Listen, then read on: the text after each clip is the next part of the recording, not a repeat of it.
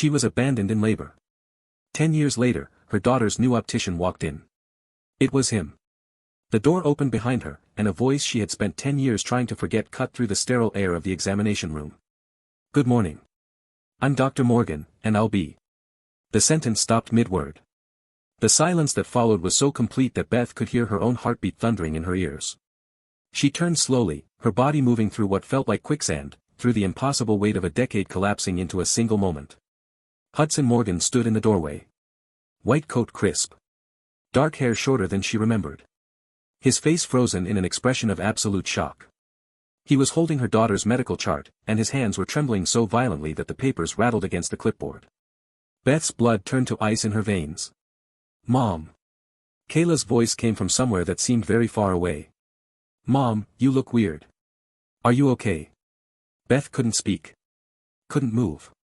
Could only stare at the man who had walked out of her hospital room 10 years ago while she was in active labor, leaving nothing but a voicemail explaining that he wasn't ready for fatherhood and a forwarding address that no longer existed by the time she was discharged 3 days later. "I need to." Hudson's voice cracked like glass under pressure. "I need to get another doctor to." "No." The word came out of Beth like a blade, sharp and final and forged in a decade of survival. "You don't get to run this time." Hudson's face went pale. His eyes moved from Beth's face to Kayla, then back again, doing calculations that were 10 years too late. "Mom." Kayla tugged at Beth's sleeve, her voice carrying that edge of concern that children develop when they sense the adults around them are falling apart. "Who is this? Why do you look like that?"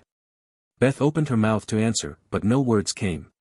How do you explain to a 10-year-old that the stranger in the white coat is the reason she's never had a father?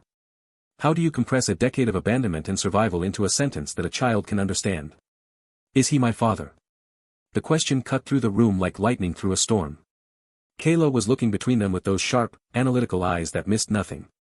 Eyes that Beth now realized, with a jolt that felt like a physical blow, were exactly like Hudson's. "Because he looks at me the same way I look at pictures of myself when I'm confused," Kayla continued, her voice steady despite the enormity of what she was asking. "And you look at him like you look at pictures of Grandpa. Like it hurts to remember but you can't stop." The room went silent again. Beth felt the ground shift beneath her feet, every carefully constructed wall suddenly insufficient against the earthquake of her daughter's perception. "Yes." Hudson said quietly, the first coherent word he'd managed since that aborted greeting. "Yes, I am. And I have no right to be in this room right now. No right to be anywhere near either of you. But Kayla, I need you to know that my leaving had nothing to do with you. You weren't even born yet. You couldn't have done anything wrong because you hadn't done anything at all. Then why did you leave?" Kayla asked, her voice carrying the weight of 10 years of unasked questions. "Mom never talks about you. I know you exist because I had to come from somewhere, but she never says your name. I thought maybe you were dead. I might as well have been." Hudson replied, and something in his voice shattered. "I was a coward. I was young and scared and selfish, and I made the worst decision of my life. I've spent 10 years regretting it. 10 years wondering if you were okay. If your mother was okay. If I'd destroyed everything good I'd ever have the chance to build. What would you do if the person who abandoned you at your most vulnerable moment suddenly appeared in front of your child? What would you do if you had to explain the inexplicable to a 10-year-old who deserved better than the truth you were about to give her?" Beth Pearson was about to find out. But before we go back to that examination room, before we witness the confrontation that will change 3 lives forever, I need you to understand how Beth ended up in this impossible moment. I need you to understand what she survived. What she built. And why the man standing in that doorway holding her daughter's chart represents everything she spent a decade trying to forget. This is a story about betrayal and survival. About the walls we build to protect ourselves and the cracks that form when someone returns to test their strength. About a mother who became everything because she had to be. And about a father who vanished when it mattered most and now has to face the daughter he never knew existed. If you've ever been abandoned by someone you trusted completely, this story is for you. If you've ever had to rebuild your entire life from ashes, this story is for you. And if you've ever wondered whether people can truly change, whether second chances are real, whether the person who hurt you worst could ever become someone worthy of forgiveness, this story is definitely for you. Let me take you back. Back to a hospital room 10 years ago. Back to the moment when Beth Pearson learned that love and loyalty are not the same thing. Back to the night she became a mother and lost everything else. The labor started 3 weeks early. Beth was alone in their apartment when her water broke, standing in the kitchen making dinner she wouldn't eat. The pain hit her like a wave, unexpected and overwhelming, and she grabbed the counter to keep from falling. Her first thought was Hudson. Her second thought was that Hudson was supposed to be home an hour ago. She called him from the ambulance, gasping through contractions while the paramedic monitored her vitals and told her to breathe. The phone rang 4 times before he answered. Hudson. It's happening. The baby's coming. I'm in an ambulance. I need you to meet me at the hospital. What? His voice sounded strange. Distant. I thought you weren't due for 3 more weeks. The baby doesn't care about due dates, Hudson. Please. I need you. I'm scared. I'm coming. He said the words quickly, automatically, like someone reciting a script they'd memorized. I'm on my way. I'll be there as soon as I can. Promise me. I promise. Beth, I promise. Just breathe. I'll be there. She believed him. Even as another contraction tore through her body, even as the ambulance sirens wailed through the night, even as fear made her hands shake and her voice break. She believed him. The hospital was a blur of fluorescent lights and efficient nurses and questions she answered on autopilot. How far apart are the contractions? Is there anyone we should call? Where's the father? He's on his way, Beth said, clutching her phone like a lifeline. He promised he'd be here. The hours passed. 1 hour. 2 hours. 3. The contractions intensified until Beth couldn't think, couldn't speak, couldn't do anything but grip the bed rails and try to remember how to breathe. The nurses exchanged glances that Beth was too overwhelmed to interpret. One of them asked, gently, if there was anyone else they should contact. No. Beth gasped between contractions. He's coming. He said he'd be here. But he wasn't coming. Beth called his phone 17 times between contractions. 17 times, it went straight to voicemail. 17 times, she heard his recorded voice promise to call back as soon as possible. She left messages that started calm and became increasingly desperate. Hudson, where are you? The baby's coming soon. Please hurry. Hudson, I'm scared. I can't do this alone. Please call me back. Hudson, something's wrong. Why aren't you answering? Please, please, please be on your way. By the time active labor began, Beth had stopped calling. She'd run out of hope and started running on something else instead. Something harder. Something that would carry her through the next 10 years of her life. Determination. Pure, stubborn, desperate determination. Kayla was born at 3:47 in the morning. 7 pounds of perfect, screaming fury, with a shock of dark hair and lungs that announced her presence to the entire maternity ward. The doctor placed her on Beth's chest, and for one shining moment, nothing else mattered. Not the empty chair where Hudson should have been sitting. Not the silence from her phone. Not the pitying looks from the nurses who had watched her labor alone. Just this. This tiny, perfect person who depended on her completely. She's beautiful, Beth whispered, tears streaming down her face. Hi, baby. Hi, Kayla. I'm your mom. Kayla stopped crying and looked up at Beth with eyes that were surprisingly alert for a newborn. Dark eyes. Intelligent eyes. Eyes that seemed to be cataloging everything around her, taking notes, making assessments. She already looks like she's judging me, Beth laughed through her tears. You're going to be trouble, aren't you? Kayla gurgled in response, which Beth chose to interpret as agreement. For a few precious hours, Beth existed in a bubble of exhaustion and joy. The nurses helped her learn to breastfeed. They showed her how to swaddle the baby, how to change diapers, how to read the subtle signs that distinguished hungry crying from tired crying from uncomfortable crying. She didn't check her phone. She didn't want to see the screen full of nothing, the silence that confirmed what she was trying not to acknowledge. Hudson wasn't coming. The voicemail arrived 6 hours after Kayla was born. Beth was dozing in her hospital bed, Kayla sleeping in the bassinet beside her, when her phone buzzed with a notification. She grabbed it with shaking hands, hope flaring despite everything, and saw the message. One new voicemail from Hudson. She pressed play. Beth. His voice sounded tired. Flat. Nothing like the man who had whispered promises to her in the dark, who had talked about their future, who had said he loved her. I can't do this. I thought I could, but I can't. I'm not ready to be a father. I'm not ready to give up everything I've worked for. I know this makes me a terrible person, but I need to be honest with you. Don't try to contact me. I'm leaving, and I won't be coming back. I'm sorry. I'm so sorry. The voicemail ended. Beth sat in the silence that followed, her phone pressed against her ear, waiting for more. For an explanation. For context. For anything that would make this make sense. Nothing came. She played the message again. Then again. Then again. 17 times, she listened to Hudson Morgan explain that he was abandoning her and their newborn daughter because he wasn't ready. 17 times, she heard him say sorry like the word meant anything. On the 18th time, she deleted it. Then she looked at Kayla, sleeping peacefully in her bassinet, completely unaware that her father had just erased himself from her life. Beth reached out and touched her daughter's tiny hand, and Kayla's fingers curled reflexively around her thumb. "I will be enough," Beth whispered. "I promise you. I will be everything you need. You don't need him. You have me. And I will never, ever leave you." It was a promise that required no witnesses. A vow made in a hospital room that should have been full of joy but felt like a tomb. A commitment that would shape every decision Beth made for the next decade of her life. She would be enough. Because she had no other choice.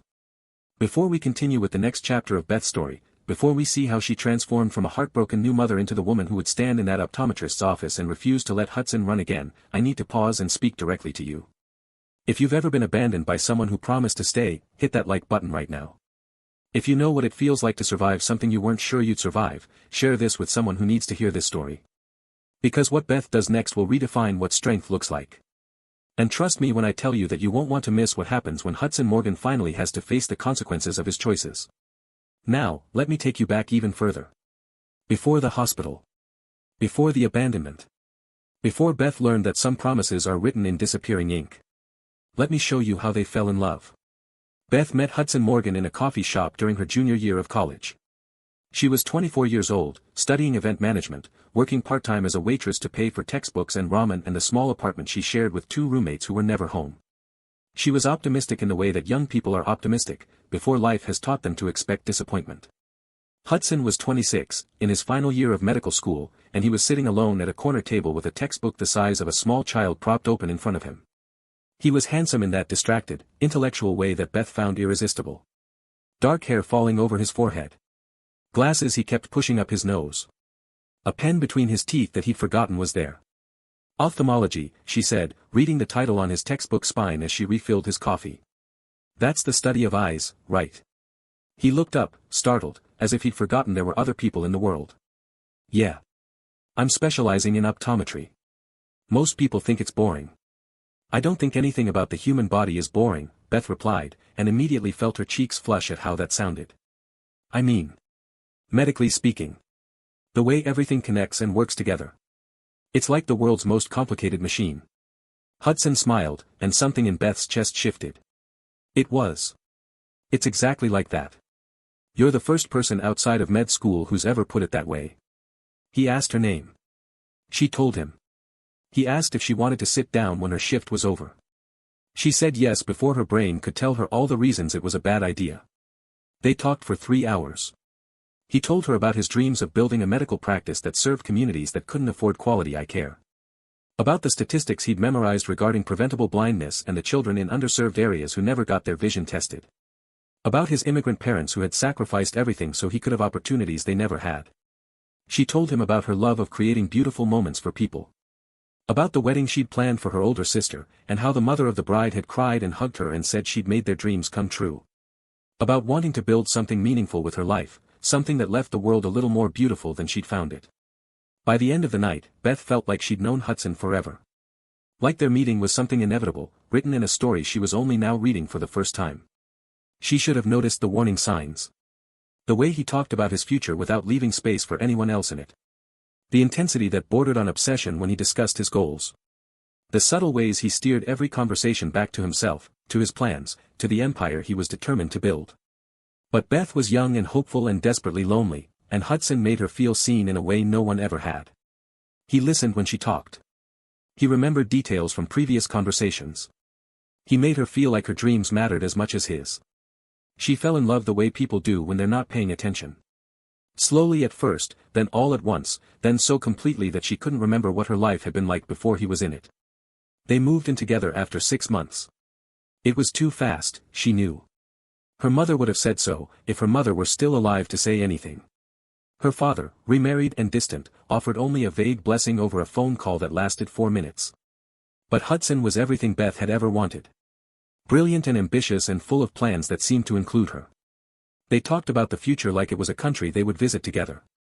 Someday, they would open his practice. Someday, she would start her event planning business. Someday, they would get married and have children and build the kind of life that people envied. Someday felt very close when she was lying in his arms. The first cracks appeared in their second year together. Hudson's final year of medical school was brutal. He was gone before she woke up and home after she was asleep. When he was present, he was distracted, his mind somewhere else, solving problems she couldn't see. Beth made excuses for him. He was stressed. He was working hard. He was building their future. The distance between them was temporary, a sacrifice that would pay off when he graduated and everything could slow down. Except it didn't slow down. After graduation came residency applications. After residency applications came interviews. After interviews came the constant anxiety of waiting, of hoping, of planning for a future that kept getting pushed further away. And somewhere in all of it, Beth got pregnant. She found out on a Tuesday afternoon in April, sitting on the bathroom floor of their small apartment with a pregnancy test in her shaking hands. 2 lines. Clear and unmistakable and absolutely terrifying. She was 26 years old. Hudson was finishing his first year of ophthalmology residency. They weren't married. They weren't financially stable. They hadn't talked about children in anything but the vaguest, most distant terms. But Beth looked at those 2 lines and felt something she hadn't expected. Hope. This is real, she whispered to herself. This is happening. And it's going to be okay. She told Hudson that night. He came home late, exhausted, still wearing his scrubs from a 12-hour shift. Beth had made his favorite dinner and lit candles and tried to make the moment feel special, even though her hands were shaking and her heart was racing and she had no idea how he would react. I need to tell you something, she said. Hudson looked at her with tired eyes. What is it? I'm pregnant. The silence that followed was the longest of Beth's life. She watched emotions flicker across his face like a slideshow she couldn't control. Shock. Fear. Something that might have been anger, quickly suppressed. And then, finally, a smile that didn't quite reach his eyes. Wow, he said. That's. Wow. I know it's not what we planned. Beth's words came out in a rush. I know the timing is terrible. I know you're in the middle of residency and we're not ready and everything is complicated. But Hudson, I want this. I want this baby. And I think. I hope. I think we can figure it out. Yeah. Hudson nodded slowly. Yeah, of course. We'll figure it out. He pulled her into a hug, and Beth relaxed against him, relief flooding through her body. It was going to be okay. They would make it work. They loved each other, and love was enough to overcome any obstacle. She should have noticed that his arms felt stiff around her. That his voice sounded hollow. That his smile never reached his eyes. She should have noticed a lot of things. But she was in love, and love makes you blind to the very things you most need to see. The months of pregnancy were supposed to be a time of preparation and excitement. For Beth, they became a time of slowly dawning dread. Hudson was pulling away. It started gradually. He missed the first doctor's appointment because of a work emergency. Then the second, for reasons he never quite explained. He stopped asking about the baby's development, stopped reading the pregnancy books Beth left on his nightstand, stopped putting his hand on her growing belly the way he used to. When she confronted him about it, he had excuses ready. Residency was demanding. He was exhausted. He would be more present once things calmed down at work. Things never calmed down. By the time Beth was 8 months pregnant, she felt like she was preparing for motherhood alone. She had already pushed away most of her friends, spending all her energy on Hudson and the relationship she was desperately trying to save. Her father had moved to Florida with his new wife and called once a month if she was lucky. She was isolated in a way she hadn't realized until it was too late. And then came the night her water broke. The night she called Hudson from the ambulance and he promised he was coming. The night she labored alone while nurses exchanged pitying glances. The night Kayla was born into a room that should have been full of love and instead held only Beth's determination to survive. The night Hudson Morgan left a voicemail that would change everything. The days after Kayla's birth blurred together in a haze of exhaustion and grief and the relentless demands of newborn care. Beth tried to reach Hudson. Tried to understand. Tried to believe there was some explanation that would make this make sense. His phone number had been disconnected. Their apartment, when she finally returned to it 3 days after giving birth, showed signs of a planned departure. His clothes were gone. His books were gone. His personal items had vanished as if he'd never existed at all. But the nursery was still there. The crib they'd built together, still waiting. The mobile of little animals she'd picked out, still hanging.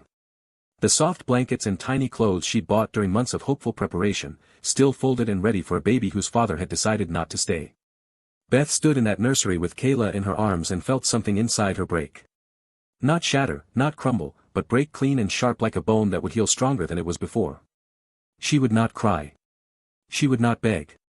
She would not waste a single moment of energy on a man who had proven himself unworthy of it. Instead, she would survive. She would build. She would become everything her daughter needed, and she would do it alone, and she would be enough. I have to be enough, she whispered to Kayla. Because there's no one else. Kayla looked up at her with those dark, intelligent eyes, and Beth could have sworn she understood. The first year of single motherhood was the hardest thing Beth had ever done. She worked from home, taking freelance event coordination jobs she could manage between feedings and diaper changes and the endless exhaustion of caring for an infant alone. She learned to function on 2 hours of sleep. She learned to eat meals one-handed while holding a baby. She learned to shower in 3 minutes and consider it a luxury. But she also learned something else. She was stronger than she knew. Every time she thought she couldn't do it, she did it anyway. Every time she was certain she would break, she bent but didn't shatter. Every time the loneliness threatened to swallow her whole, she looked at Kayla and found a reason to keep going. By Kayla's first birthday, Beth had her first real client. A small wedding for a couple who couldn't afford the fancy planners but wanted their day to be special. Beth worked out the details during Kayla's naps, made phone calls with a baby on her hip, and created an event that made the bride cry with happiness. The mother of the bride hugged her afterward and said, "You made it perfect. How did you know exactly what we wanted?" "I just listened," Beth said. "And I paid attention. It was the beginning of something."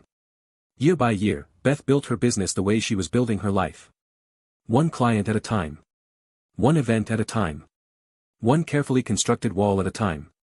She hired her first employee when Kayla was 3. Rented her first real office when Kayla was 5. Won her first industry award when Kayla was 7. Bought her first house, a modest but beautiful home in a good Connecticut neighborhood, when Kayla was 8.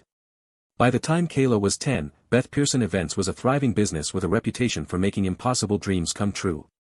Beth employed 12 people. She had clients who flew her to destination weddings. She was featured in industry magazines and invited to speak at conferences. She had built an empire from nothing. And she had done it completely, utterly, defiantly alone. But building an empire came with costs that didn't show up on balance sheets. Beth dated occasionally, in the early years. Men who seemed nice enough, who asked her out, who wanted to be part of her life. But every time someone got too close, something inside her shut down.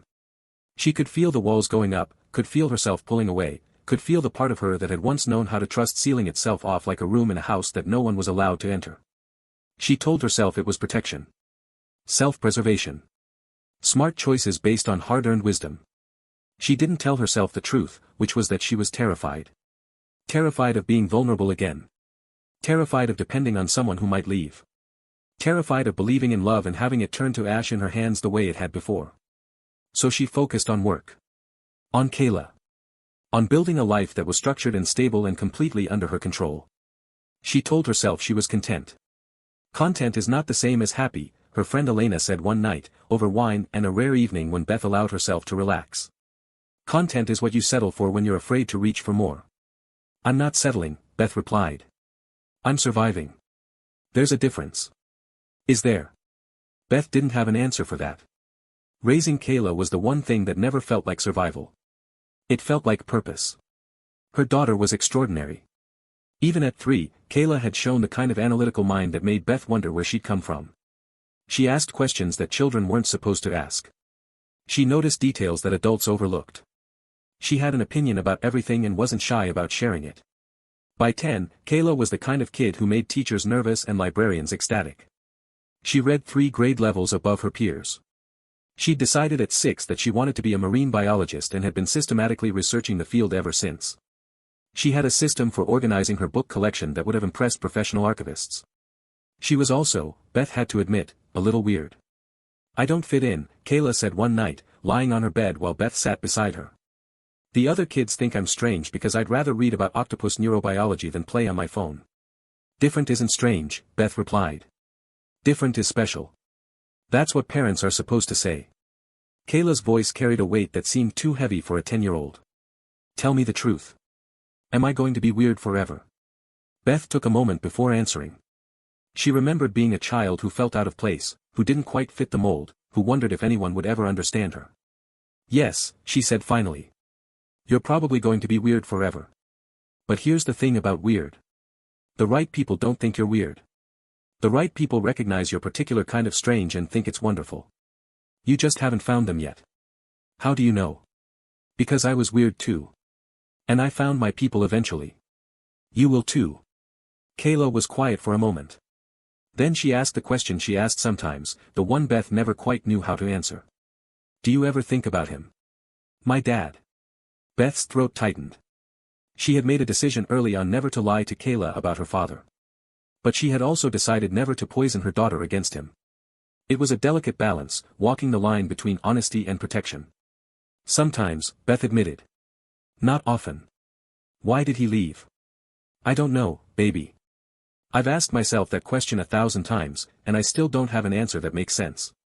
Do you think he ever thinks about me? Beth felt her heart break for the 1,000th time, in the particular way it always broke when Kayla asked these questions. Her daughter deserved a father who showed up. Who stayed. Who thought about her constantly instead of not at all. I don't know that either, Beth said honestly. But I do know that his choices say nothing about you. You are wonderful and smart and kind, and any father would be lucky to have you. His absence is his loss. Not yours. Kayla nodded slowly, processing this the way she processed everything, with that intense, analytical focus that was so distinctly hers. I'm not mad at him, she said finally. I don't even know him well enough to be mad. I just wonder sometimes. Who he is. Why he made the choices he made. Whether he ever wishes things had been different. Those are fair things to wonder, Beth replied. And maybe someday you'll have answers. But for now, you have me. And I'm not going anywhere. Ever. I know, Kayla said. And she smiled, and Beth felt some of the tension in her chest release. You're my person. You always have been. They had a rule, Beth and Kayla. A rule that had been in place since Kayla was old enough to understand it. We always tell each other things. It meant no secrets. No lies. No pretending everything was fine when it wasn't. It meant Kayla could ask any question and expect an honest answer, even when the answer was I don't know or I can't explain that yet. It was a rule that had built trust between them. A foundation that made their relationship feel solid in a way that nothing else in Beth's life did. It was also a rule that was about to be tested in ways neither of them could have imagined. Because on a Saturday morning in October, Beth would take Kayla to a new optometrist's office for a routine eye exam. And the man who walked through that door would shatter everything Beth thought she knew about protecting her daughter from pain. The morning of the appointment was completely ordinary. Kayla had been complaining about headaches after reading. She'd been squinting at the whiteboard in school.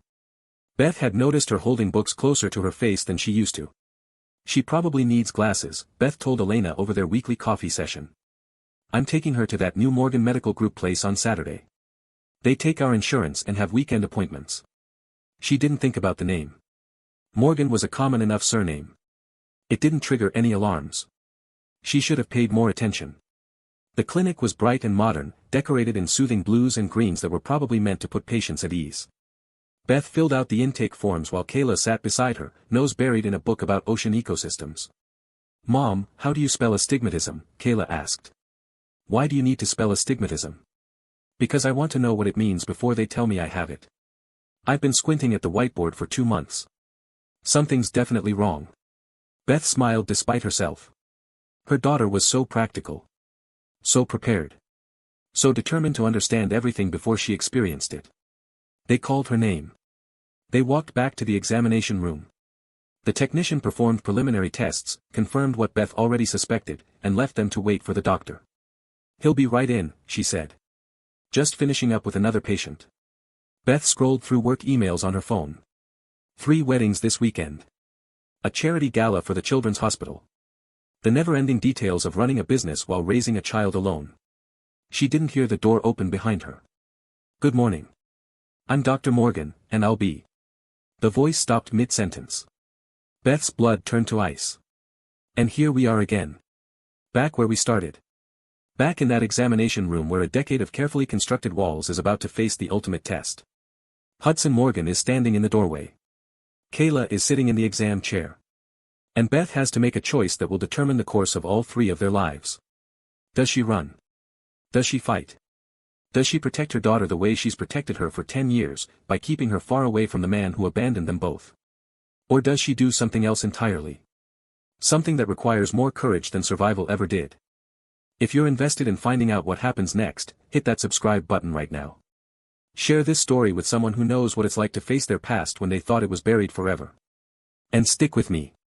Because what Beth does next will challenge everything you think you know about forgiveness, about change, and about the possibility of second chances. Beth stood in the examination room, her body vibrating with a decade of suppressed rage, and watched Hudson struggle for words. He looked different than she remembered. Older, obviously. 10 years would do that to a person. But there was something else, too. Something in his posture that seemed less certain. Something in his eyes that looked like accumulated pain rather than the careless confidence she remembered. She didn't care about his pain. She had her own, and it was bigger and older and had been earned in ways he couldn't possibly understand. Kayla was watching them both with those sharp, analytical eyes. Processing. Calculating. Trying to understand the dynamics of a situation that no 10-year-old should have to navigate. So, Kayla said, her voice steady in a way that made Beth's heart simultaneously swell with pride and break with sorrow. You're my father. And you didn't know I existed until right now. That's right. Hudson's voice was thick with emotion he was clearly trying to contain. I had no idea. I didn't know your mother was. I didn't know you. Because you left before she could tell you, Kayla interrupted, her tone carrying a sharpness that cut through his fumbling explanation. Because you ran away when things got hard. That's what Mom always says. When people run from problems, the problems don't go away. They just wait for you to stop running. Hudson flinched like he'd been slapped. Your mother is right. I know she is. She's always right. Kayla tilted her head, studying him the way she might study a particularly interesting specimen in a laboratory. I have questions. You can ask me anything. I intend to. Kayla's chin lifted with determination that was entirely her mother's. First question. Do you want to know me? Not because you feel guilty or because you think you should. But because you actually want to know who I am as a person. The room went silent. Beth watched Hudson's face, looking for signs of the man who had run, the coward who had left a voicemail instead of facing her, the person who had chosen his own comfort over his responsibilities. What she saw instead surprised her. Yes. Hudson's voice cracked, but his eyes never left Kayla's face. More than anything in the world. I want to know who you are. I want to know what you love and what you hate and what makes you laugh. I want to know about your life and your dreams and the person you're becoming. I've spent 10 years not knowing you, and I can't get that time back. But if you'll let me, I want to know you now. Kayla processed this for a moment. Second question. Are you going to disappear again? Because Mom says being a parent means showing up even when you don't want to. Even when it's inconvenient. She showed up for every school play and every sick day and every nightmare. Can you do that? I want to try, Hudson said. I know my word doesn't mean much right now. I know I have to earn your trust through actions, not promises. But I want the chance to prove that I can be consistent. That I can show up. That I can be the father I should have been from the beginning. Third question. Kayla turned to Beth, and her voice softened. This one's for you, Mom. Are you going to be okay if I want to know him? Because you're my person. You've always been my person. And I won't do anything that hurts you. But I've wondered about him my whole life. And now he's here. And I think I need to find out who he is. Is that okay? Beth felt tears threatening and blinked them back. This was the moment she dreaded since Kayla was old enough to ask about her father. The moment when her daughter's needs might conflict with her own pain. The moment when being a good mother meant making room for someone she had every right to hate. It's okay, Beth whispered. Whatever you need, baby. Whatever you need to figure out. The words cost her more than she could express. But she said them anyway. Because that's what mothers do. They sacrifice their own comfort for their children's well-being. They make space for growth, even when that growth involves people who hurt them. Thank you. Hudson's voice was barely audible. Beth, I know I don't deserve this. I know I don't deserve anything from either of you. But thank you. Don't thank me yet. Beth's voice hardened. This isn't about redemption, Hudson. This isn't about you feeling better about yourself. This is about Kayla. About her right to know where she comes from. If you want to be part of her life, there will be rules. Boundaries. Expectations that you will meet without exception. One failure, one broken promise, one sign that you're going to run again, and you're gone. Do you understand? I understand. And I need to know something before we go any further. Beth's eyes locked onto his. Why? Why did you leave? I've spent 10 years asking myself that question, and I never found an answer that made sense. You owe me at least that much. An explanation. The truth. Hudson was quiet for a long moment. When he spoke, his voice carried the weight of years of reflection. I was afraid, he said. Terrified. Not of you, Beth. Not of the baby. Of myself. Of failing. Of not being good enough. That's not an answer, Beth said. That's an excuse. You're right. It is an excuse. But it's also the truth. I wasn't the person I am now. I was selfish and immature and completely incapable of facing difficult emotions. When you told me you were pregnant, I panicked. I told myself I would figure it out, that I would grow up and become the person you needed me to be. But the closer we got to the due date, the more terrified I became. So you ran. Beth's voice dripped with contempt. You left me alone in a hospital room, giving birth to your daughter, because you were scared. Yes. I know how cowardly that sounds. I know there's no justification for it. I was supposed to be there, and I wasn't. I was supposed to be your partner, and I abandoned you at the moment when you needed me most. I've spent 10 years living with that knowledge. 10 years knowing that I'm the kind of person who runs when things get hard. 10 years trying to become someone different. And did you become someone different? I don't know. Hudson's voice was raw with honesty. I think so. I hope so. I've been in therapy for 8 years. I've done the work to understand why I made the choices I made. I've built a career focused on helping people, on being present, on showing up even when it's difficult. But the truth is, I won't know if I've really changed until I'm tested. Until I have the chance to make a different choice than the one I made before. Beth studied him. The younger version of Hudson would never have admitted weakness. Would never have talked about therapy or personal growth or the possibility that he might not be enough. That man had been all confidence and ambition and the absolute certainty that he knew what he was doing. This man looked uncertain. Vulnerable. Human in a way the old Hudson never had been. It didn't make what he'd done okay. Nothing could make that okay. But it suggested that maybe, possibly, the last 10 years had changed him as much as they'd changed her. I need time, Beth said finally. Time to think about this. Time to figure out what's best for Kayla. If you want to be involved in her life, it will be on my terms. Supervised visits. Clear boundaries. Zero tolerance for unreliability. Whatever you need. Whatever it takes. I'll do anything. We'll see. Beth turned to Kayla. Come on, baby. We're leaving. But I still need glasses, Kayla pointed out practically. We'll find another optometrist. Actually. Kayla looked between her parents, that analytical mind clearly working through possibilities. I think I want him to do the exam. I want to see what he's like when he's being professional. Mom always says you can tell a lot about a person by how they do their job. Beth opened her mouth to protest, then closed it again. Kayla was right. Watching Hudson in his professional capacity would tell her things about who he'd become that conversation alone couldn't reveal. Fine, Beth said. Do the exam. But I'm staying in the room. Of course, Hudson agreed. I wouldn't have it any other way. What followed was the strangest hour of Beth's life. She watched Hudson transform from the broken, vulnerable man who'd been stumbling through an impossible conversation into a competent, gentle professional who clearly knew what he was doing. He explained every test to Kayla before performing it. He answered her endless questions with patience and genuine interest. He treated her intelligence with respect, never talking down to her, never simplifying beyond what was necessary.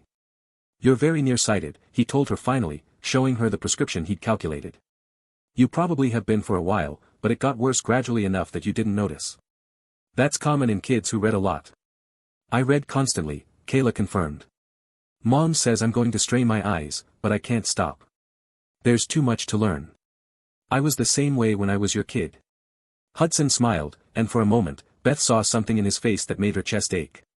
A reflection of Kayla. The same intensity. The same hunger for knowledge. I used to read medical textbooks for fun because I thought the terminology was beautiful. I read marine biology journals, Kayla said. The Latin names for fish are like poetry. They are, Hudson agreed. Do you have a favorite? Hippocampus gutulatus, Kayla replied immediately. The long-snout seahorse. It sounds like a spell from Harry Potter. Hudson laughed, a genuine sound that surprised Beth with how much it sounded like Kayla's laugh. That's exactly what I thought about ophthalmological conditions. Keratoconus. Retinitis pigmentosa. They sound like incantations. Kayla grinned, and something in Beth's carefully constructed worldview shifted slightly. Her daughter and the man who had abandoned her were connecting. Finding common ground. Recognizing pieces of themselves in each other. It was exactly what Beth had feared. And exactly what Kayla deserved. After the exam, Hudson wrote out the prescription and handed it to Beth. There are some excellent frame options in our optical department, he said, his voice professional but warm. But you should feel free to take this anywhere. I understand if you prefer. We'll look here, Kayla interrupted. I want to see what they have. Beth hesitated, then nodded. The truth was, fighting every small battle would exhaust her. And Kayla was right. The frames were just frames. The prescription was just a prescription. These were small things, easy things, things that didn't require trust or vulnerability. They picked out purple frames that Kayla loved and Beth had to admit were perfect for her. Hudson kept his distance during this process, helping only when asked, never pushing, never presuming.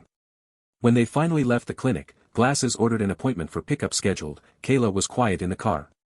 He seems nice, she said finally. Sad, but nice. Sad is not the same as trustworthy, Beth replied. I know. But he didn't try to be fake. He admitted he was wrong. He said he'd been in therapy.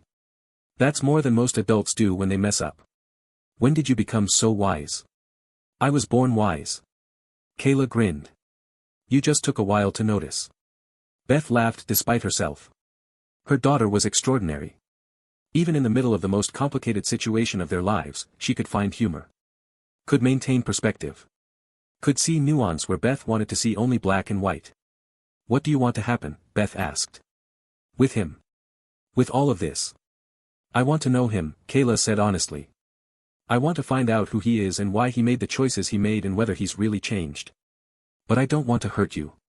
And I don't want to get hurt myself. So I think we should be careful. Test him. See if he means what he says. That sounds reasonable. I know. Kayla smiled. That's because I'm reasonable. Most of the time. That night, after Kayla was asleep, Beth sat in her home office and stared at the wall. Her mind kept returning to the examination room. To the shock on Hudson's face when he'd seen Kayla. To the raw honesty in his voice when he'd explained why he'd left. To the way he'd connected with their daughter, finding common ground in their shared love of obscure terminology and analytical thinking. She didn't want to feel hopeful. Hope was dangerous. Hope was what had gotten her hurt in the first place, believing in promises that turned to smoke, trusting someone who proved unworthy of that trust. But something had shifted today. Something she couldn't quite name. Maybe it was seeing Hudson as a father, even briefly, even imperfectly. Seeing him try to connect with Kayla. Seeing him admit his failures without excuse or justification. Or maybe it was seeing her daughter's face light up when she found someone who understood her particular brand of weird. Someone who spoke her language. Someone who shared her DNA and, apparently, her love of beautiful words and complex systems. Kayla deserved a father. She always had. Beth had done everything she could to be enough, but there were things she couldn't give her daughter. A male perspective. A genetic connection. An answer to the question of where she came from. If Hudson was really different. If he could really be consistent. If he could really show up. Beth picked up her phone and typed a message before she could talk herself out of it. This is Beth. Kayla has decided she wants to get to know you. We need to meet and establish ground rules. Saturday, 2 p.m., the coffee shop on Main Street. Come alone. She sent it before she could change her mind. His response came within seconds. I'll be there. Thank you, Beth. I know I don't deserve this chance. I won't waste it. Beth stared at the message for a long time. She didn't trust him. She wasn't sure she ever would. But she trusted her daughter's judgment. And she trusted herself to protect Kayla if Hudson turned out to be the same person he'd been 10 years ago. That would have to be enough. For now. The first part of Beth's story ends here, but the journey is far from over. In the next chapter, we'll see what happens when Hudson has to prove himself through months of consistent effort. We'll watch Beth's walls slowly develop cracks as he shows up again and again. We'll witness Kayla navigate the complicated terrain of gaining a father she never knew she was missing. And we'll find out whether people can truly change, or whether the person who hurt you worst is doomed to hurt you again. If you want to see what happens next, make sure you're subscribed. Hit that notification bell so you don't miss the second half of this story. Share this with someone who's ever wondered whether second chances are real. And drop a comment telling me what you think. Does Hudson deserve the chance Beth is giving him? Can people really change after a decade? And what would you do if you were in Beth's position? I read every single comment. And I want to hear your story. The coffee shop on Main Street was quiet on Saturday afternoon. Beth arrived 15 minutes early, choosing a table in the corner where she could see the door and the parking lot beyond. Old habits. The instinct to always know your exits. She ordered tea she didn't plan to drink and waited. Hudson arrived exactly on time. Not early, which would have seemed desperate. Not late, which would have proven her right about his unreliability. Exactly on time, which somehow annoyed her more than either alternative. He was wearing jeans and a simple sweater, nothing like the professional attire she'd seen in the clinic. He looked nervous. Human. Like someone approaching a conversation they knew would be difficult. "Thank you for meeting me," he said, sliding into the seat across from her. "I wasn't sure you would. I almost didn't." Beth's voice was flat, giving nothing away. "This isn't about you, Hudson. This is about Kayla. About giving her what she needs while protecting her from getting hurt. I understand. Do you? Because from where I'm sitting, you don't have much experience with follow-through. You're good at promises. Not so good at keeping them." Hudson absorbed this without flinching. "You're right. My track record speaks for itself. All I can do now is try to build a different record. One that proves I've changed." Beth studied him across the table. The nervous tapping of his fingers. The way he met her eyes even though it was clearly difficult. The absence of the arrogance she remembered, the certainty that had made him so attractive and so ultimately disappointing. "Why are you here?" she asked. "Not in this coffee shop. Here. In this town. You said you moved here on purpose. That you've been here a year. Explain that." Hudson took a breath. After I left, after I did what I did, I tried to convince myself I'd made the right choice. For about 2 years, I threw myself into work. Finished my residency. Started building my practice. Told myself that you and the baby were better off without me, that I would have been a terrible father anyway, that running was actually the noble thing to do. That's quite a story you told yourself. It was complete garbage. Hudson's voice carried something that sounded like genuine self-contempt. I knew it was garbage even while I was telling it. But it was easier than facing what I'd actually done. Easier than admitting I was a coward who'd abandoned his pregnant girlfriend because he was too scared to grow up. What changed? I had a patient. About 4 years after I left. A little girl, maybe 3 years old. She needed glasses, and she was scared, and her father was there with her. Holding her hand. Telling her she was brave. Being exactly the kind of parent I should have been. Hudson's voice cracked slightly. I looked at that little girl, and all I could think was that somewhere, there was a child who was mine. A child I'd never met. A child who didn't have a father holding her hand because I'd chosen not to be there. Beth felt something shift in her chest. She didn't want to feel sympathy. Didn't want to soften. But the pain in his voice was real, and she couldn't pretend it wasn't.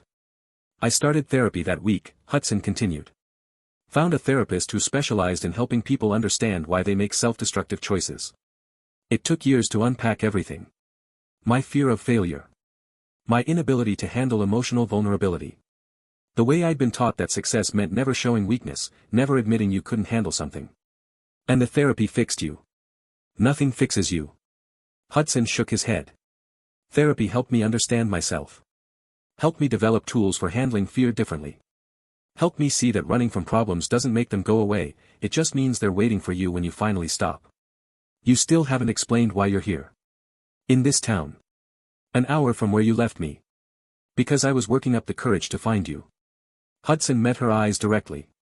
I knew you'd moved from the apartment. I knew you'd built a business, a life.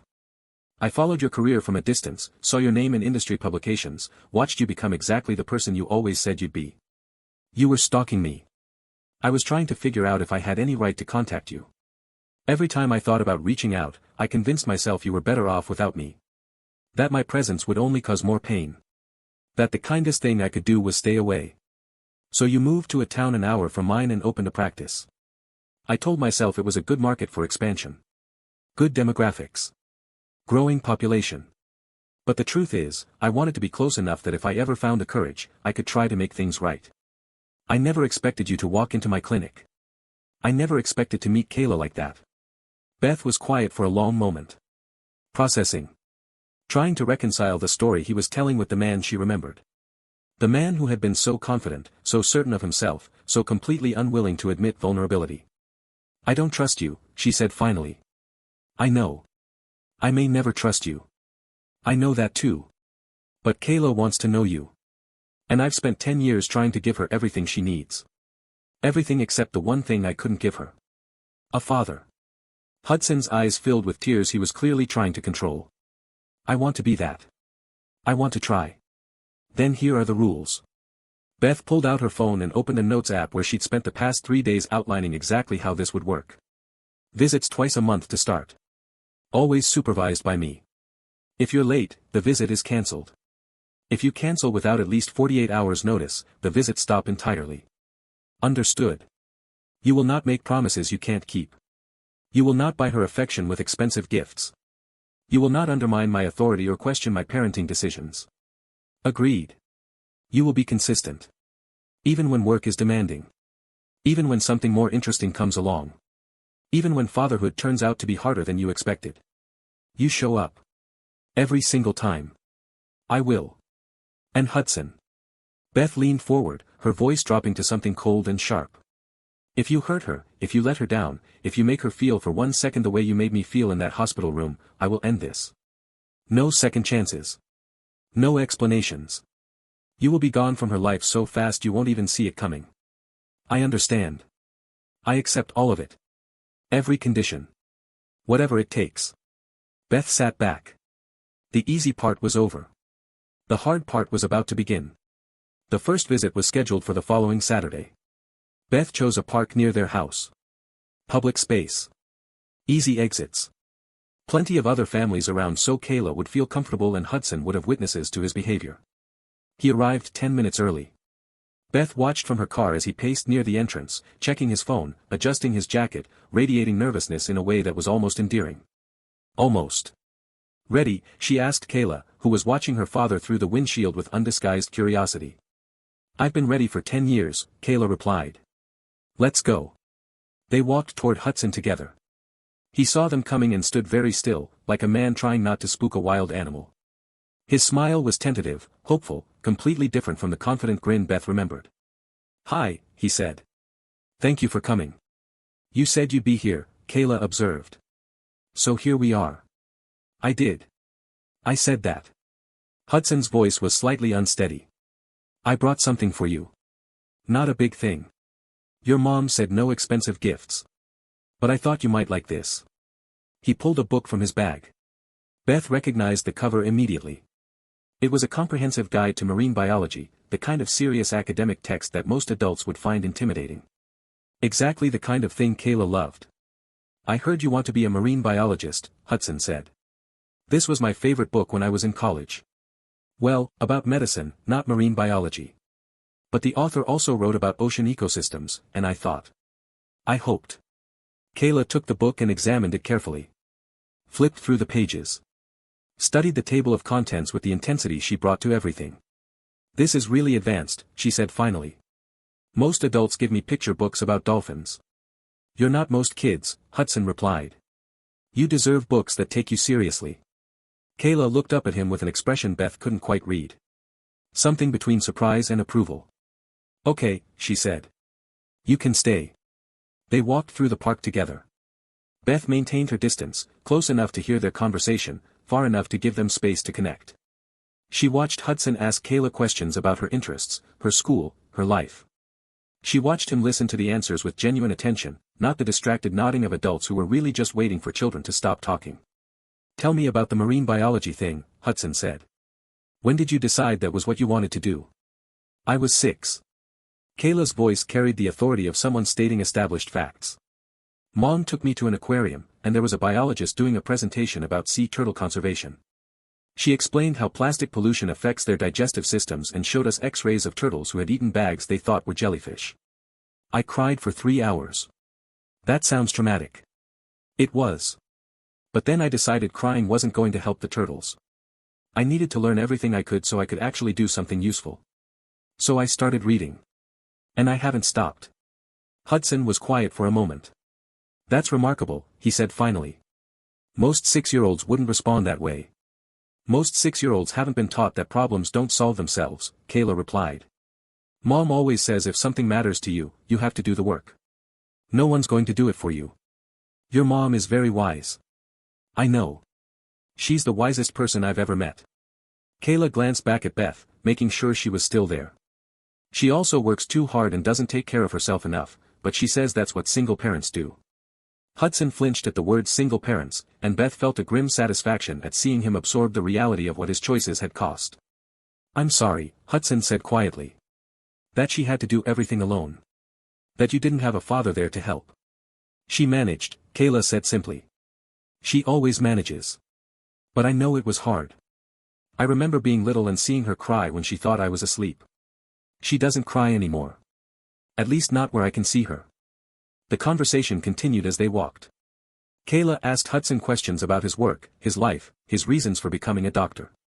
He answered honestly, without pretense, admitting mistakes and uncertainties in ways that seemed to genuinely surprise him. By the end of the visit, Beth had observed something she hadn't expected. Hudson was good with Kayla. Not in the performative way of adults trying too hard to impress children. But in the genuine way of someone who found children interesting, who respected their intelligence, who treated them as people rather than smaller, less important versions of adults. It was exactly what Kayla needed.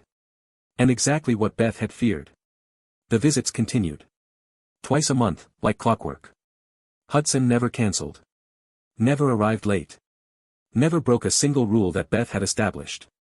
He showed up with the kind of reliability that Beth had stopped believing was possible, proving through action what his words could never have convinced her of. "If you're still here, if you're invested in this story of broken trust and tentative rebuilding, I need you to do something for me right now. Hit that like button. Not because it helps my channel, although it does. But because every like tells me that stories about second chances matter. That you believe people can change. That the worst thing you've ever done doesn't have to define you forever. Share this with someone who needs to hear that survival is possible. That strength can grow from devastation. And stay with me.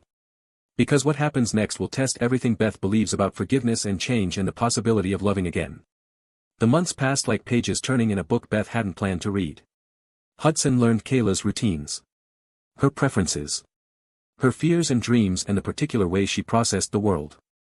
He discovered that she hated loud noises but loved thunderstorms. That she was allergic to strawberries but would eat them anyway if no one was watching. That she kept a journal where she wrote letters to her future self, instructions and advice for the person she would become. He learned these things because he paid attention. Because he asked questions and remembered the answers. Because he treated knowing his daughter as important work, not optional entertainment. And slowly, despite her determination to maintain distance, Beth found herself noticing things about him too. The way he looked at Kayla when she wasn't watching. Like she was the most miraculous thing he'd ever seen. Like he couldn't believe he'd almost missed knowing her entirely. The way he deferred to Beth on parenting decisions, never undermining her authority, never questioning her judgment even when he clearly disagreed. The way he talked about therapy with the matter-of-fact acceptance of someone who had genuinely done the work to understand himself. Not defensive or embarrassed, just honest about his journey and the parts of himself he was still trying to fix. Beth didn't want to be impressed. But she couldn't help noticing. "You like him," Elena observed one evening, when Beth had made the mistake of mentioning Hudson during their weekly dinner. "Don't deny it. I can see it on your face." "I don't like him," Beth protested.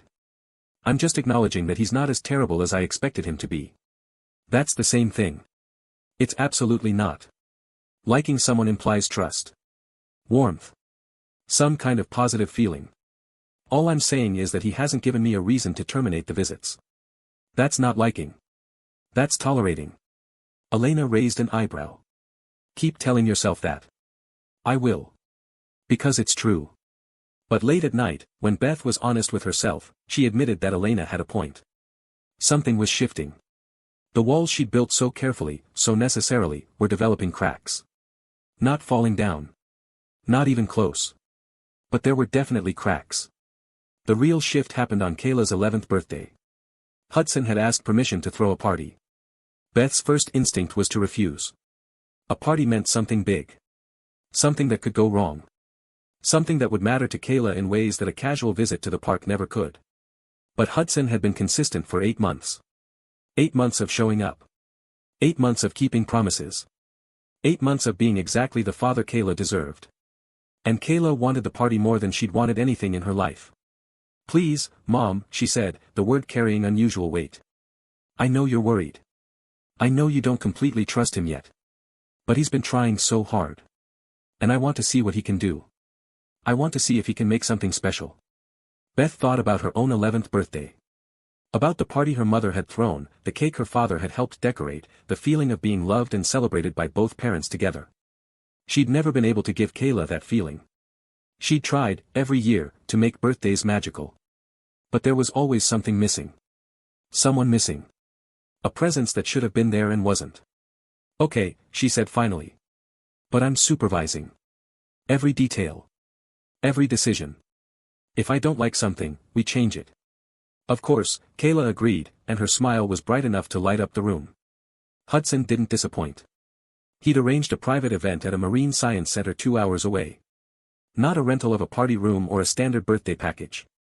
A genuine behind-the-scenes experience, coordinated with marine biologists who were willing to share their work with a young person who actually cared about learning. This isn't about money, he told Beth when she'd expressed concern about the extravagance. I called in favors. Colleagues from medical school who went into marine veterinary medicine. People who owe me from research collaborations years ago. The only thing I spent money on was the cake. Beth didn't know whether to believe him.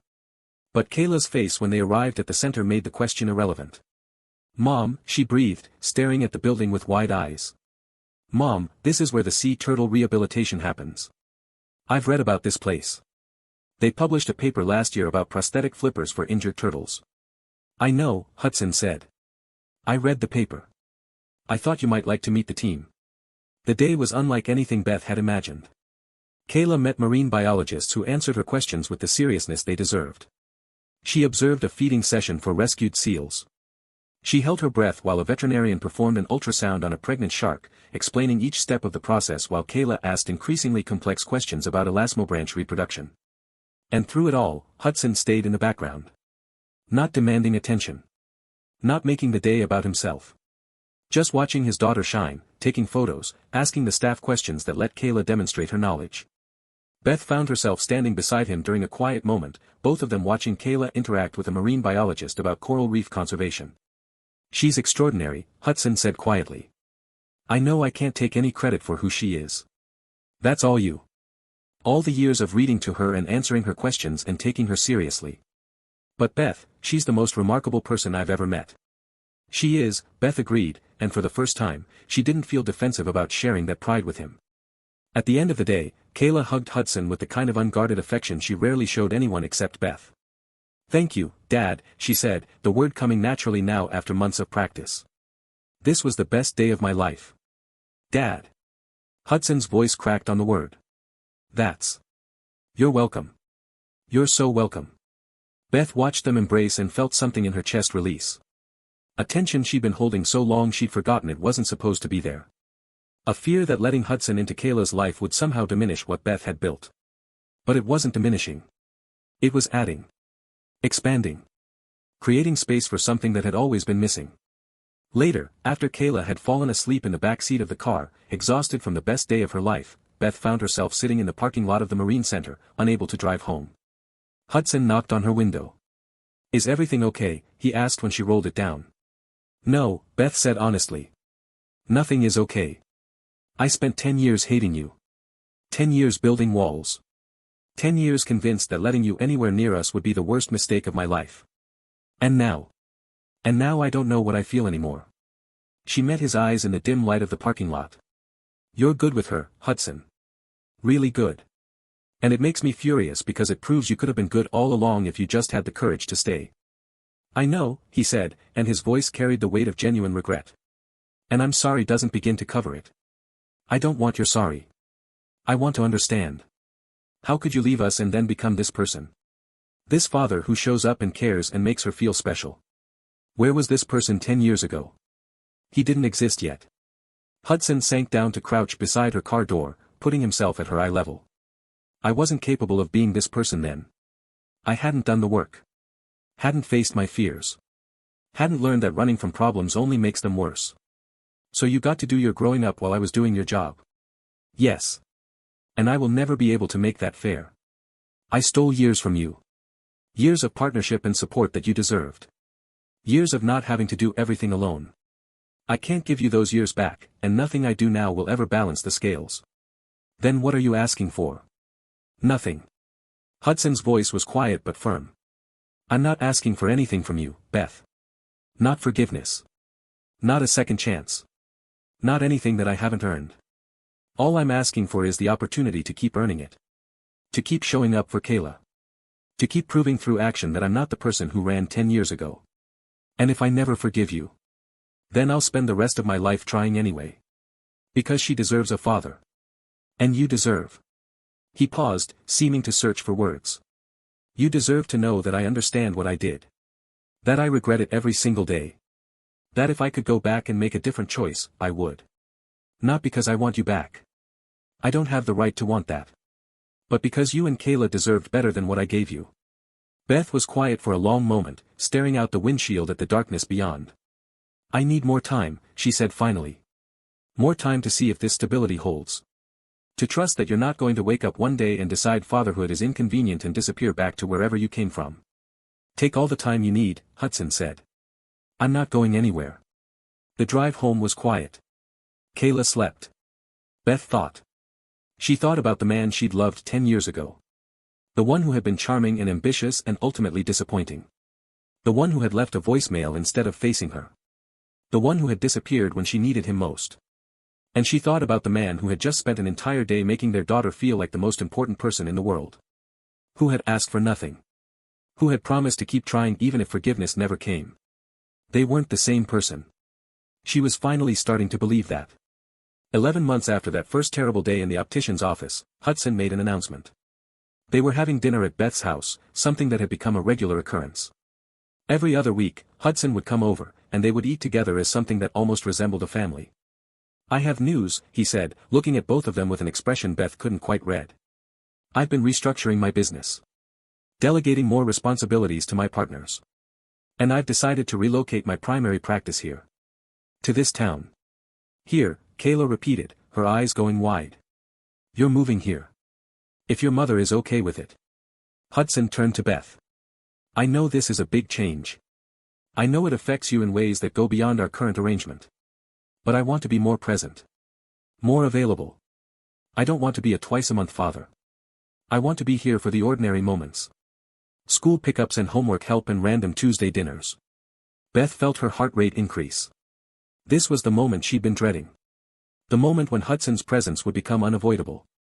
When maintaining distance would become impossible. That's a big decision, she said carefully.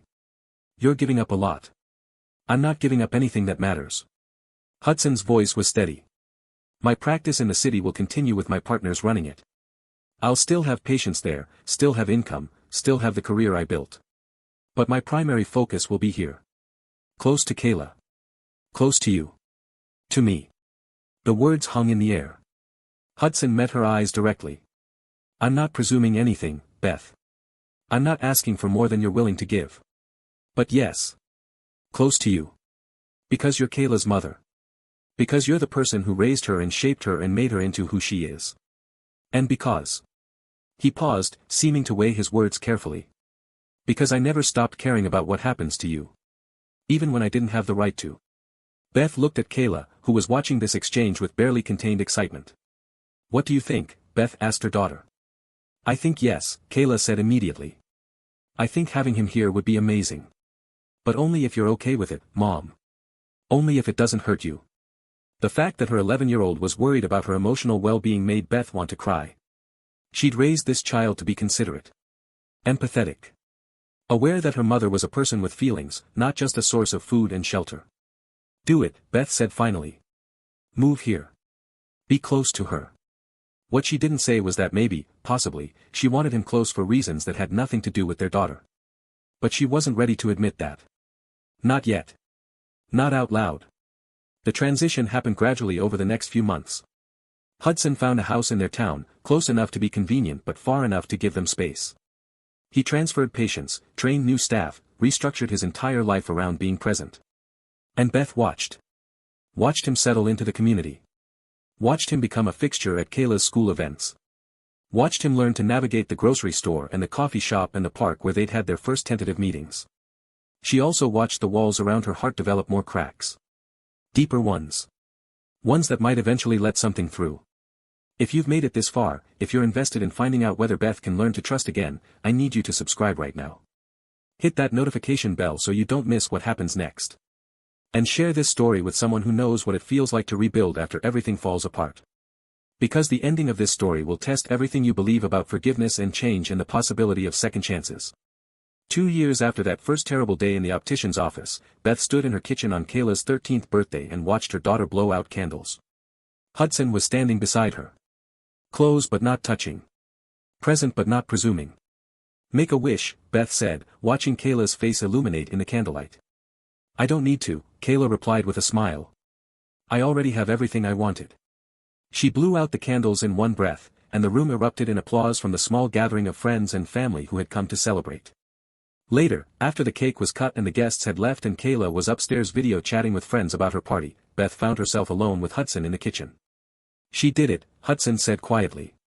She survived having 2 completely imperfect parents who made terrible choices, and she turned out remarkable anyway. She turned out remarkable because she was loved, Beth replied. Because no matter what else happened, she always knew she was loved. She knew that because of you. Hudson turned to face her. Everything good in her comes from you. The way she thinks. The way she cares about things. The way she treats people. That's all you. It's not all me, Beth admitted. She has your curiosity. Your love of complicated things. Your ability to find beauty in terminology that makes other people's eyes glaze over. That's generous of you. It's honest. Beth met his eyes. She's both of us. The good parts of both of us. And somehow that worked out okay. They stood in silence for a moment. The weight of 2 years of careful rebuilding hung in the air between them. 2 years of Hudson showing up. 2 years of Beth slowly learning to trust.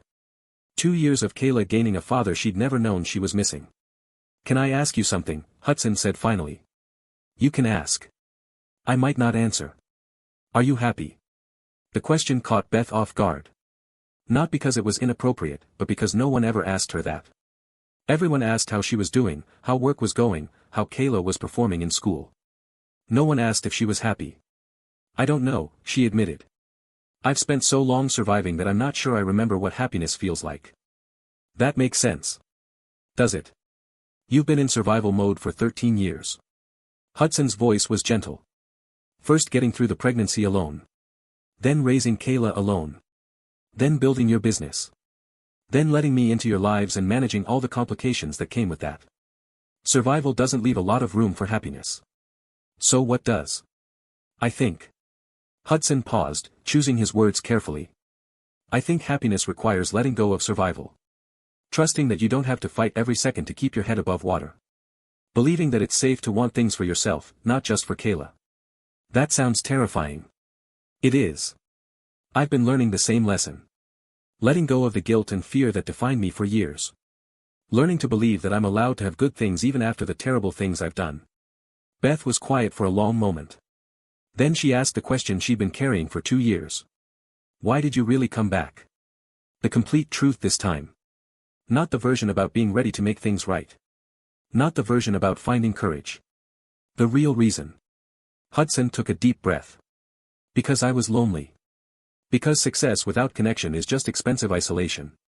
Because I spent years building an empire and realizing that empires don't care whether you come home at night. Because I wanted to be known by someone. Really known. And the only person who'd ever really known me was you.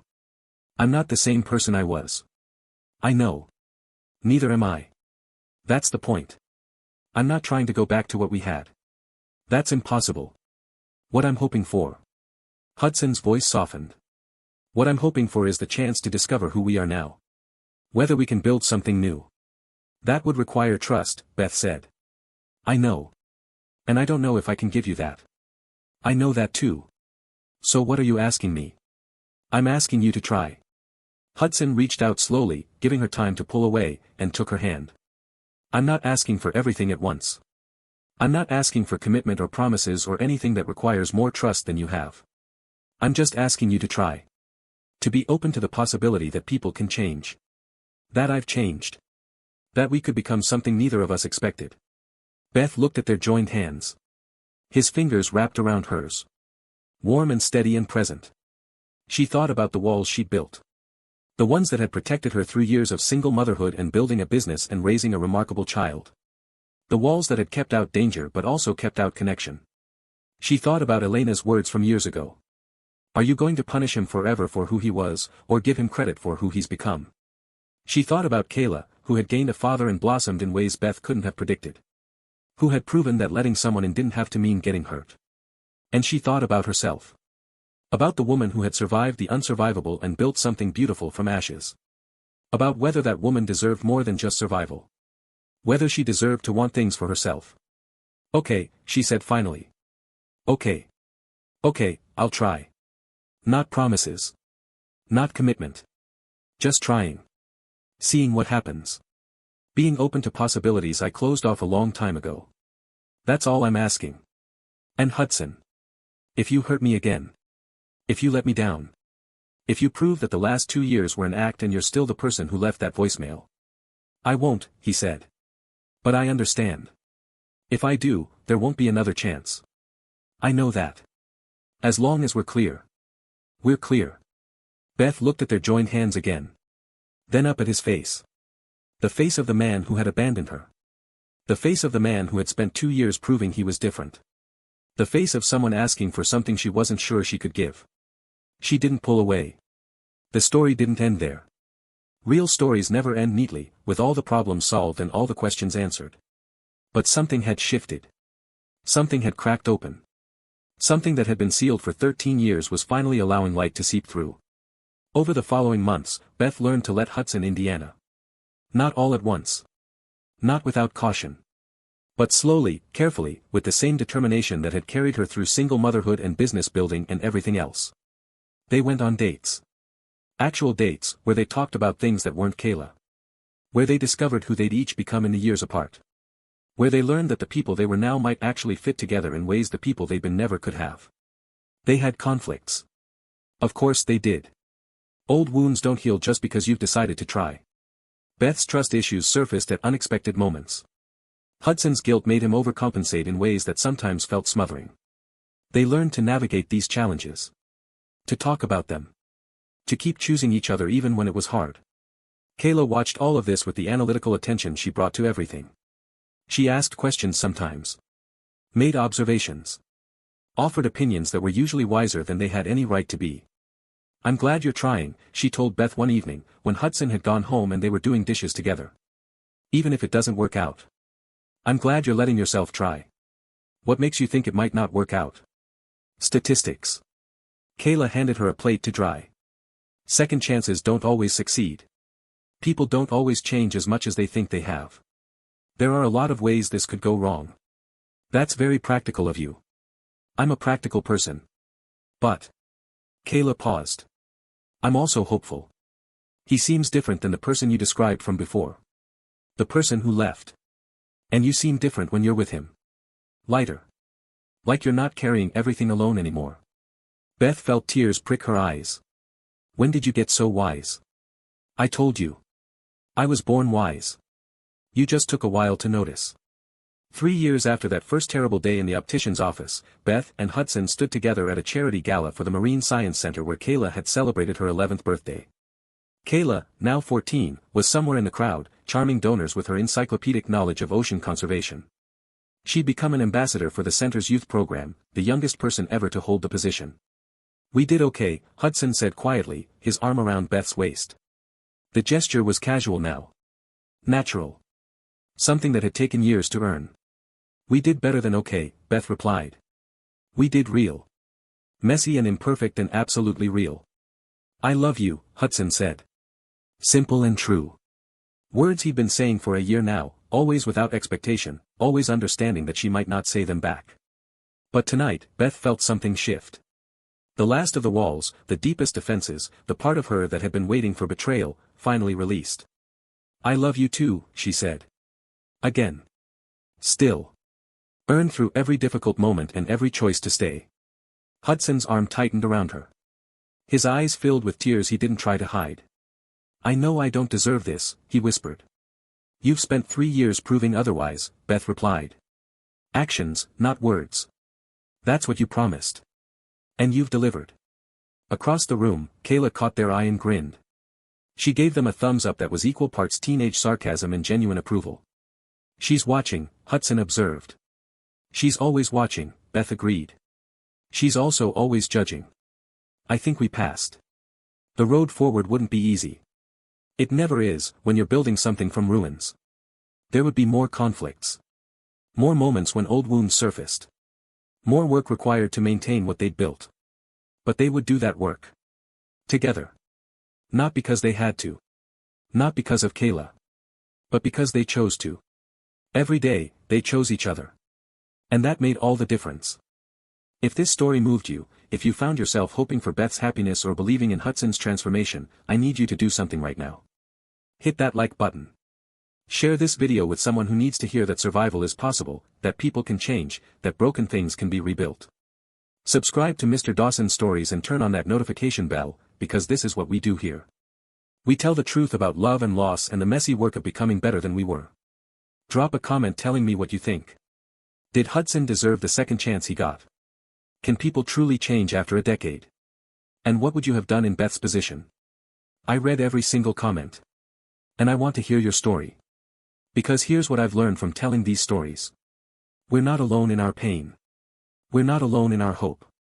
And sometimes, the ending isn't about getting what we deserve. It's about becoming who we're meant to be. Broken things can be rebuilt. Mistakes don't have to be permanent. And it's never too late to choose differently. Until next time, remember that your story isn't over. The best chapter might still be waiting to be written. I'll see you in the next story.